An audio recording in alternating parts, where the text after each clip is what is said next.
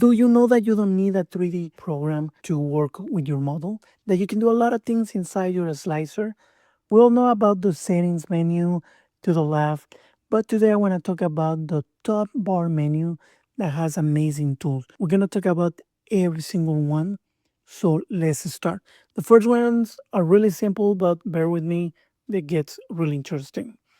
So the first thing we need a model. Yes, you can right click on your mouse and you'll get a lot of options, but that's also a way to import your object. And that's exactly what we're going to do with the first option on this bar. It will take you to the folder to select our menu. We can select multiple at the same time. It will ask you if you want to combine them. I will always recommend no. So you have your separate objects. This Pokemon is too big, so I'm gonna have to jump ahead a little bit to the scale tool. And this one will allow us to modify the size or the scales of our object. So the next tool is about creating plates. This is really useful because you can make a lot of projects in one file and then just export and have separate files where you are ready just to print and print and print. Another thing, these plates have menus. They're similar to the ones that we're going to talk about, but if you want to get rid of one, you just have to press the X and it'll be gone. Now you can see that my Pokemon is in a weird position. So the next tool will help us to orient the object. To be honest, I'm not really big fan of anything that is automatic. I know right now with AI, technically it works. It will give you the perfect orientation that you're supposed to be able to print without failure, but a lot of time that's not the case. The next option is about arranging everything on your plate. So you have a lot of models, or if you export it and they're all together, you have a lot of options here, but let's just press arrange.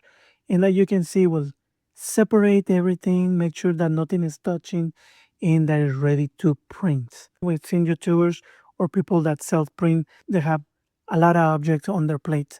And to do that, you just have to play with the spacing. Over here, I have them separate, but if I go to the menu and I change the spacing option, it will arrange it perfectly. I will move the dog probably more to the bottom. So it's supposed to be a good print. So I'm going to exaggerate on the spacing. But now that I have them apart, you want to make sure that you pay attention. If your object needs support, you need to account for that space.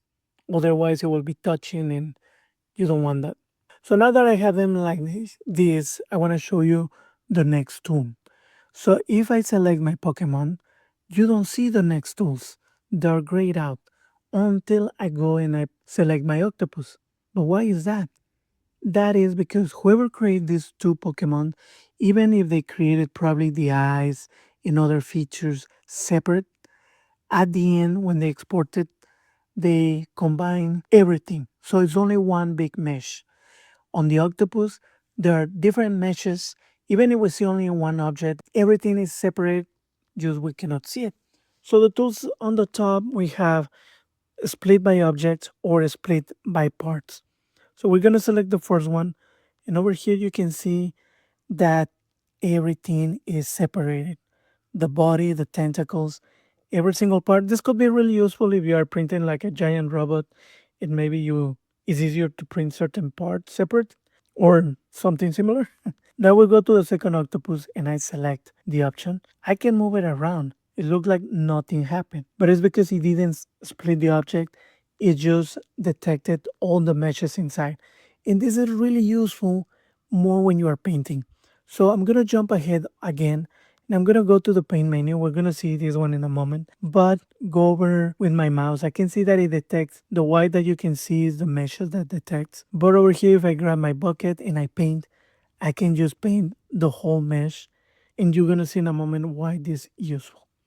So the next, I'm gonna show you every single time that you print, it has to close the object. Now the very last layer, it doesn't look good.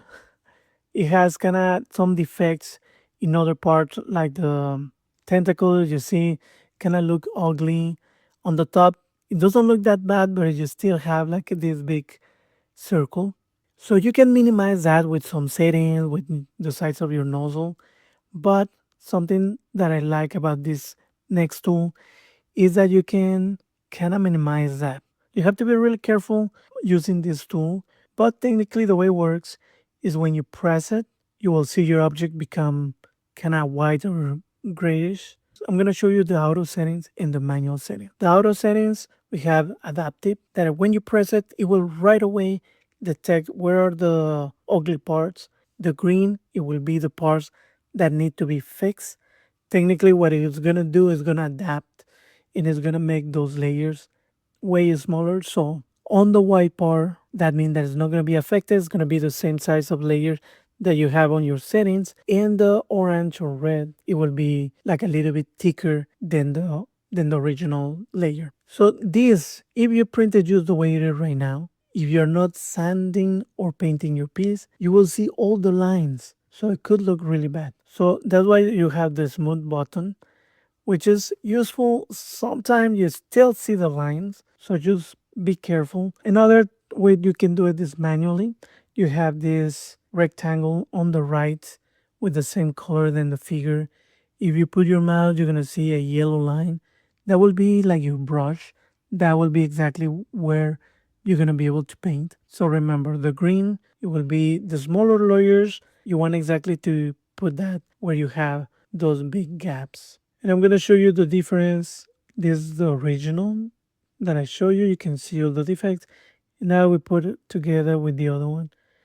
You can see how it looks way, way better. So like I mentioned, be careful, try before doing something. I will recommend to do like a print test. Now let's go to the next options. These are really simple, just the moving options. We have the first one, they have just some arrows to move around. The one that I like the most is the rotating tool, because sometimes just to put your supports, just to try to make your piece maybe print a little faster or make sure that it's not gonna fail, you have to rotate your piece. And the next one we already use it is use the scale. So you can use the scales on percentages to make it bigger or smaller. If you need a specific size, for sure you have the size option where you can input exactly the measurement that you need. In the next tool is this kind of weird and I don't really know why it's in this side, but it's also really similar to our oriented tool. And technically this one give you more options. So it looks like you're wrapping this plastic bag, but technically the circles that you see, those are faces that it detects. If you select one of the white circles, it will use that face and it will put it on the plates. So it will give you more options to kind of move around. And the next one is something really cool that a lot of cosplayer uses and is a cutting tool. I'm gonna show you how it works. I'm gonna take again my Psyduck. When you scale something and you see that it changes color, this what it means is that it's outside the boundaries of your printer. So your printer cannot go and print those parts. So we have to make sure that we're gonna cut it to make sure that this doesn't happen. So we have this option, the cut option. Well, we can move around, we can rotate, we can do a lot of things with this kind of white square, which is kind of our cutter. If you can see the pieces divided in blue and pink, one part is gonna have some holes, in the other part it's gonna have connectors to put them together. If you want to, you don't have to add them. I'm gonna show you in a moment. But one important thing that I want to talk about is that to be careful, because sometimes you have floating islands, you have ears, fingers, something that you can be cutting that you're paying too much attention on the body, but not on other parts. And those parts will fail. They won't print correctly, or you will need a lot of support. So just have that in mind. Right now, I'm just gonna tilt it a little bit just to make sure that I have just a straight cut with anything floating around. And now we're here. You can see on the menu we have a lot of options. I'm not gonna show you everything. So before I perform the cut, I'm gonna go and add connectors. So I really love that because it's so easy to just connect your pieces without any need of glue. And this one's I'm gonna put one over here. Okay, it's a little bit tiny. So I'm gonna get close. You have plenty options to modify it and make it bigger, make it deeper. Doesn't have to be a circle either. It can be a triangle. It can be other shapes or even a snap, which it kind of make more pressure. Something that you have to pay attention and that I will really recommend is that to move your mouth because you're gonna see the top part. You're gonna see where is the hole and where is being confirmed or connectors, and we're gonna perform more cuts. So now that it's cut, it looks kind of weird. I'm gonna use my arrange tool again just to make it easy, and I have it right here. Two plates. We're gonna do another video to show a print. Probably I don't want a dog, maybe a Pikachu or my nephew that has been asking for it. And over here you can see the holes on the other side. Sometimes I like to check just in case they're not too close to the edges because you don't want that. And perfect, that is a cut. So the next one is what we call Boolean on a 3D software like Blender. And technically, this one help you do many things. You can cut a piece, you can create something from the intersection of two pieces. You can create an object using the difference between two objects. In this case, to make it simple, you can put things together. Like say that you cut an arm or you cut a hand and you cut the fingers and maybe even if you're doing this giant piece, you didn't have the need to do that. So you can glue them together. So you will select two parts and then you will just press union and like you can see now they're glued together. So now it's like a one mesh. Next we're gonna have the painting tools. That's what I call them. So the first one is gonna be for the supports. I hate even if I use them all the time, just because I don't have a lot of time. Auto support, they're good, but they just put too much. So these tools allows to select either the circle, the sphere, to paint. You can use the bucket, but that will be if you have like a full part, like if the object was kinda split. But over here, that's why you print the whole object. The last one is to fill gaps. So basically, we use our brush. We can resize it just to paint faster, and we can paint if you don't have idea where to paint. You have this tool that is highlight the overhangs. The only thing about this one is, I mean, probably experience will let you know, but technically you don't have to paint everywhere where you see this kind of brownish red color. This is just a suggestion. It's just the program is telling you there is an overhang, but that doesn't mean that it needs supports. So now that I'm happy, I'm gonna slice this, and we have our support. Oops, no, we don't. If you see that you don't have anything, it's because I need to go back to the menu and I forgot to actually put support. I need to make sure that I not only add support, but that I select the manual support. You can select any of the option of the manual, depending which support you want. But like you can see now that I slice it, I have my support. I maybe painted too much, but it's a good way to control and you decide where to put them. So the next tool is also a painting tool. We go back to my other pieces. When I slice them, you can see on the dog, you can see on the octopus, it creates this white line. This white line is the seam. You cannot avoid them. That's because of the nozzle. But technically with this tool, you can paint and tell the printer where you want it. So that's pretty cool. Sometimes there are settings and other things that you can do that are better. But sometimes if you wanna tell exactly where you want the scene, you just have to paint it. I have to say that over here I just did a quick line. The best thing is to do a continuous line to go all the way from top to bottom. 'Cause like you can see over here when we have the final result, it didn't really do a good job. I mean, it detected what I wanted, but you have kind of all over the place, and it's because it needs more continuity. Okay, and the next tool, I have a video that explains more about painting, and I do it slowly. If you haven't seen that video, I'm gonna explain here in a moment. But technically, the only thing you have to do, we have these tools, we have the bucket, and like you see a little bit of white, but it's detecting a full mesh. That's why I painted the whole model. The cool part is if I take a color, let's say black, and paint the eyes, you will recognize the color, and it will be like if it was its own mesh. So that's pretty cool because if you paint, it will take you time, but then you can change colors and do a lot of things because you'll have that selection. If you want to change colors, remember everything related to the filament that you put in. So you can go back to the filament, change the colors. You don't see it right away. You have to choose another option and then go back to the paint tool and it will update. And this is an easy way to kind of create a color print. So now remember when you are doing color 3D printing, it will generate these towers. So just I had in mind, if you see it, is normal. So now let's go to the next tool that I love. This one is really great. It's of course to create text. It has a lot of options. I'm not gonna go to everything, but it will give you different types of fonts. And this is perfect for keychains.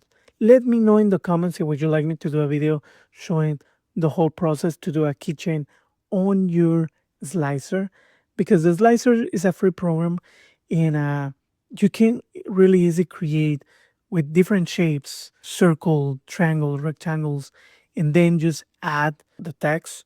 And you can do other kind of details so it doesn't look just so plain. But I really love this the text tool. So the next one is all about measuring. So you have to select from where you want to start measuring and then the last point. That's really useful if you need a specific tools, a specific sizes for your prints. Now the next one, probably this is not gonna be like the best example, but I don't have other model right now. But technically is to assemble parts. This is pretty cool because it's kind of similar to the other one that we can kind of combine, but this one completely you can choose faces to assemble. So technically, if you like example that if you have a robot with a hand and fingers, you can really easy instead of you moving and trying to make sure that everything is aligned, you can choose faces and you can put them together, combine them together, and you can align that objects on different ways, even if they're not glue, but they are related to that face. To be honest, I haven't used this tool. It's kind of weird, but just assembling faces, I kind of like that. And the next one is gonna be about this kind of mouse ears that are these circles that you're gonna be able to put it everywhere you want. You're gonna stay on the plate. This is mainly to help you make sure that your piece doesn't move and it really stays in the plate. Depending also if you have flat surfaces, it will help you that those corners will not bend. So this is a really neat tool. The next tool, this one also is kind of weird, but is like the assembly, like the last step for some people that like to have like a cleaner view, to have different objects that you can kind of move around, make sure that they kind of assemble together, that they will fit together. You can change and paint again. It's just another way of working with multiple pieces. If you found any value on this video, please subscribe. And if you enjoy 3D printing, this sculpting 3D printing channel, so check my next video and see you next time.